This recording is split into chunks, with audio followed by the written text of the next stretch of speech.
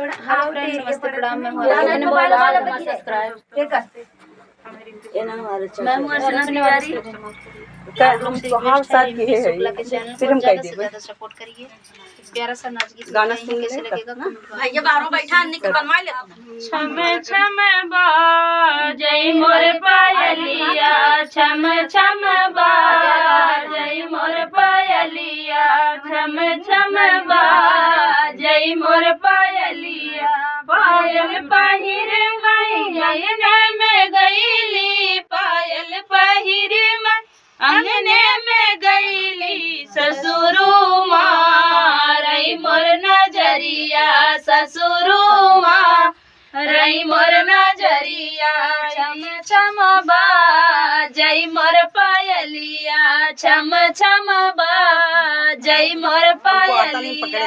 ऐसन ससुरु के जेल में करवती हूँ ऐसन ससुरु के जेल में करवती जाऊ घर होते मोर सजनवा जाऊ घर होते मोर सजनुआ छम छम बाजै मोर पायलिया छम छम बाजै मोर पायलिया पायल पहिर मैं अंगने में गईली पायल पहिर मैं अंगने में गईली जेठवा मारई मोर नजरिया जेठवा मारई मोर नजरिया छम छम बाजै मोर पायलिया छम छम बाजै मोर पायलिया ऐसन जेठऊ के जेलिया बेरवते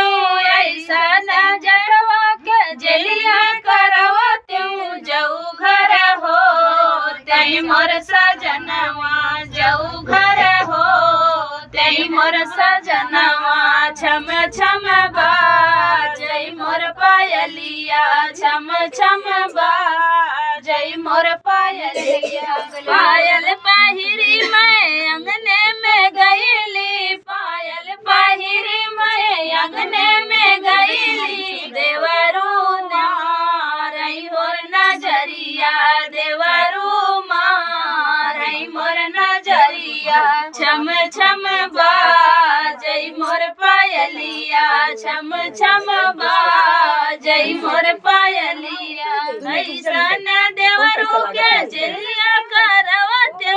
ऐसन देवरू के जेलिया करवते जाऊ घर होते मोर सजनवा जाऊ घर होते मोर सजनवा छम छम बाजै मोर पायलिया छम छम बाजै मोर पायलिया।